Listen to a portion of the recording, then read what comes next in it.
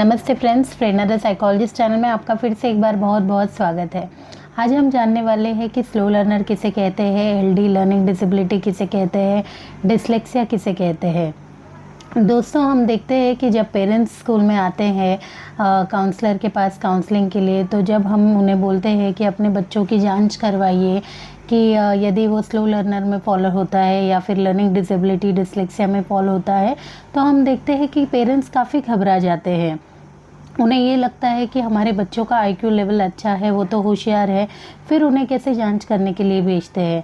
तो दोस्तों, मैं आपको बताना चाहूँगी कि स्लो लर्नर या फिर एलडी, जिसे लर्निंग डिसेबिलिटी कहा जाता है, ये सिर्फ नॉर्मल आईक्यू वाले जो बच्चे हैं उनमें ही पाया जाता है।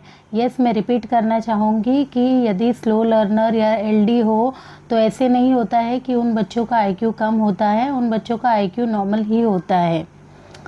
तो दोस्तों, हम जानते हैं अब स्लो लर्नर क्या है और एलडी क्या है। फ्रेंड्स, मैं आपको बताना चाहूँगी major difference between slow learner और लर्निंग डिसेबिलिटी क्या है। जब स्लो लर्नर की बात आती है तो बच्चा ओवरऑल क्रियाओं में स्लो होता है, जैसे कि वो जन्म से ही उठने में, बैठने में, बोलने में, चलने में, राइटिंग, रीडिंग, उसका सब स्लो स्लो होता है।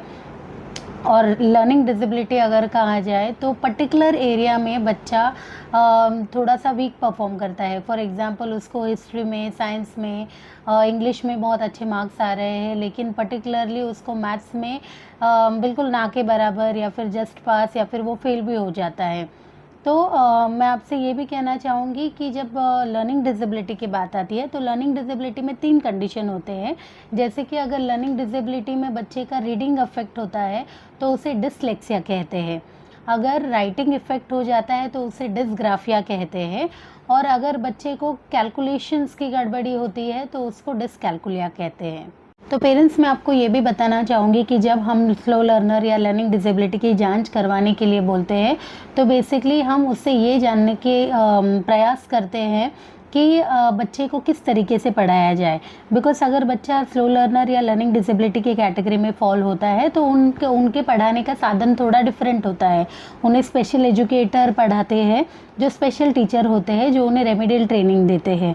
तो वो उनके हिसाब से, जैसे किसी बच्चे को विजुअल एड से अच्छे तरीके से समझ में आता है, किसी बच्चे को ऑडिटरी एड से अच्छे तरीके से समझ में आता है, तो हम बेसिकली असेसमेंट के बाद जो है बच्चों को उस तरीके के ट्रेनिंग या लर्निंग को एक्सपोज करते हैं एंड उससे बच्चों का परफॉर्मेंस काफ़ी अच्छा हो सकता है।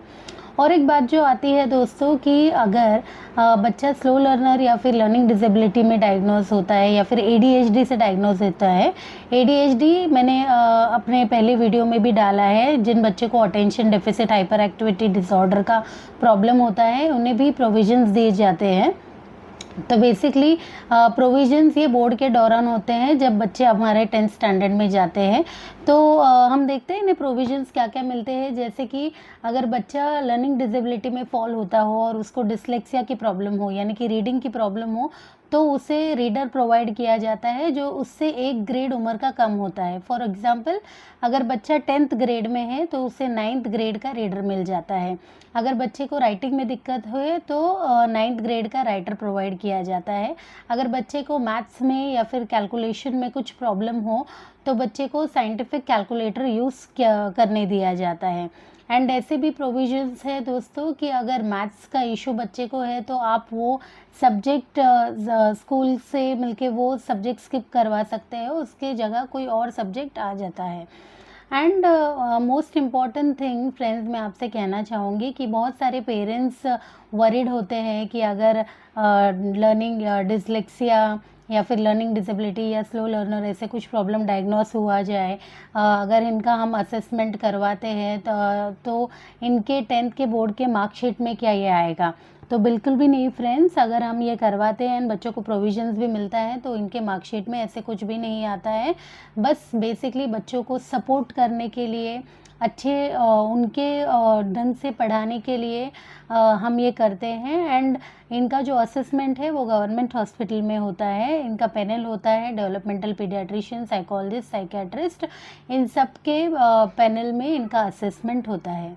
और एक बात जो प्रोविज़न में आती है दोस्तों वो ये है कि जब बच्चा लर्निंग डिसेबिलिटी से डायग्नोस होता है तो या फिर स्लो लर्निंग से डायग्नोस होता है, एडीएचडी से डायग्नोस होता है तो उसको कुछ एक्स्ट्रा टाइम दिया जाता है अकॉर्डिंग टू बोर्ड प्रोविजंस। और मैं आपको एक बात बताना चाहूँगी कि अगर ऐसे कोई भी बच्चा डायग्नोस होता है फ्रॉम लर्निंग डिसेबिलिटी या स्लो लर्नर तो through our Ajinkya's guidance centre and counselling के तहत उसे फ्री ऑफ कॉस्ट हम गाइड करते हैं। उनके लिए रेमेडियल प्रोग्राम बनाया जाता है थ्रू आवर स्पेशल एजुकेटर्स। तो ऐसे कोई भी बच्चे हैं या फिर आपके बच्चे हैं तो प्लीज़ कमेंट बॉक्स में मेंशन कीजिए। We would be very interested to help you in this. और ऐसे ही फ्रेंड्स अगर कुछ इंपॉर्टेंट डिस्कशन या इंपॉर्टेंट टॉपिक्स के बारे में आपको जानना हो तो please do like share and subscribe our channel. Thank you so much.